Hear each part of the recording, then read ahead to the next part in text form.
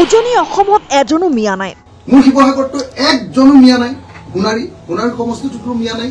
ডিগবৈ সমষ্টিটোতো মই ক'তো মিয়া দেখা নাই। নাহৰকটীয়া সমষ্টিত গৈছে। এইবিলাক সমষ্টিত ক'ৰবাত মিয়া আছে নেকি? আমিতো জীৱনত মিয়া দেখিয়ে পোৱা নাই। মিয়া প্ৰীতিৰ চূড়ান্ত নিদৰ্শন দাঙি ধৰি অখিল গগৈৰ ঘোষণা। শিৱসাগৰ নাহৰকটীয়া ডিগবৈ ক'তোৱেই এজনো মিয়া নাই। এই ঘোষণা কৰিছে অখিল গগৈয়ে। গোটেই জীৱনত মই এজনো মিয়া দেখিয়ে পোৱা নাই বুলিও বিস্ফোৰক মন্তব্য কৰিছে ৰাইজৰ দলৰ সভাপতি তথা শিৱসাগৰ সমষ্টিৰ বিধায়ক অখিল গগৈয়ে। শিৱসাগৰ সমষ্টিত এজনো এক পিছো মিয়া নাই। এক পিছো মিয়া নাই। মোৰ শিৱসাগৰ সমষ্টিত তেওঁলোকে আমাৰ শিৱসাগৰ সমষ্টিৰ পৰা বিজেপিক ভোট নিদিয়া ভোটাৰ কাটিবৰ কাৰণে অশোক সিংঘালক দায়িত্ব দি অশোক সিংঘালে মনে মনে শিৱসাগৰ ভ্ৰমণ কৰি গৈছে। ভ্ৰমণ কৰি আছে, গোটেই আপাৰেচনটো ভ্ৰমণ কৰি আছে। আমাৰ শিৱসাগৰেই নহয় মানে শিৱসাগৰ আজি সোণাৰী ভ্ৰমণ কৰি আছে, আপোনালোকে দেখিছে চাগে। তেওঁৰ কোনো চৰকাৰী ভ্ৰমণৰ কাৰ্যসূচী নাই। চাওক, যেতিয়া মই হুলস্থুল লগালো এনে এতিয়া এখন প্লাষ্টিকৰ এখন ফ্লেক্স এখন লগাই থৈছে আমুক মিটিং বুলি। মনে মনে অকল সেই তালিকা আনিবলৈ গৈছে, বেলেগ একো নাই। MLA বিলাকৰ লগত বহি আৰু ডিষ্ট্ৰিক্ট প্ৰেচিডেণ্টজনৰ লগত বহি আৰু মণ্ডল বিজেপিৰ লিডাৰসকলৰ সভাপতিসকলৰ লগত বহি প্ৰত্যেকটো সমষ্টিৰে যিবিলাকক বিজেপিয়ে ভোট নিদিয়ে সেই ভোটাৰবিলাকৰ তালিকা আনিবলৈ গৈছে। মোৰ শিৱসাগৰতো একজনো মিয়া নাই।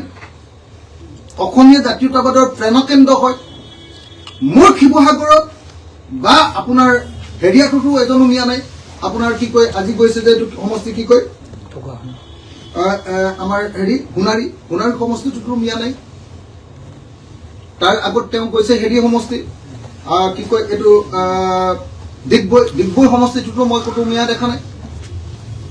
তাৰ পাছত তেওঁ কৈছে এই গগৈৰ সমষ্টিটো যে মুখ্যমন্ত্ৰীৰ লগত থাকে, কি গগৈ আমাৰ তৰংগ গগৈৰ সমষ্টিটোত কি নাম কয় এইটো সমষ্টি, নাহৰকটীয়া সমষ্টিত গৈছে। এইবিলাক সমষ্টিত ক'ৰবাত মিয়া আছে নেকি? আমিতো জীৱনত মিয়া দেখিয়ে পোৱা নাই। আমাৰ ফালেতো জীৱনত আমি কেতিয়াও মিয়া দেখি পোৱা নাই।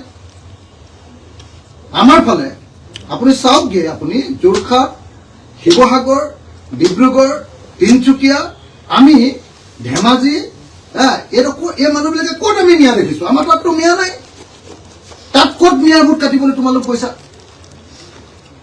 অশোক সিংঘালে ক'ত মিয়াৰ ভোট কাটিবলৈ গৈছে? যিজন অশোক সিংঘালে আজি চুতীয়া মানুহৰ সমষ্টিবিলাক নাইকিয়া কৰি দিলে, আহোম মানুহৰ সমষ্টিবিলাক নাইকিয়া কৰি দিলে ডিলিমিটেশ্যনৰ সময়ত, আমাৰ মৰাণৰ সমষ্টি নাইকিয়া কৰি দিলে, মটকৰ সমষ্টি নাইকিয়া কৰি দিলে, কোচ ৰাজবংশীবিলাকৰ সমষ্টি নাইকিয়া কৰি দিলে, আৰু সমষ্টিবিলাক একদম বিজেপি কেন্দ্ৰিক কৰি দিলে। সেই মানুহটো এটা অচিনাকি মানুহ হয়নে নহয়? আপোনালোকে নিজে কওক। হিমন্তই কৈ থকা, হিমন্ত বিশ্ব শৰ্মাই কৈ থকা এজন বাহিৰৰ পৰা অহা অচিনাকি মানুহ হয়নে নহয়? অশোক সিংঘাল ক'ত জন্ম হৈছিলে সেই কথাটোকে কওকচোন বাৰু বিজেপিয়ে।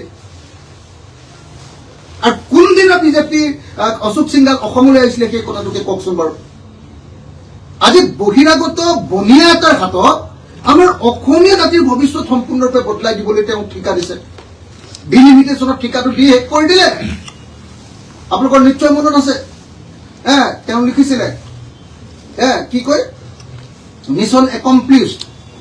এতিয়া আপোনালোকে দেখিব যে এই ভোটাৰ তালিকা সংশোধনী কৰাৰ পাছতো তেওঁ আকৌ লিখিব mission accomplished. News desk report N24 Assam.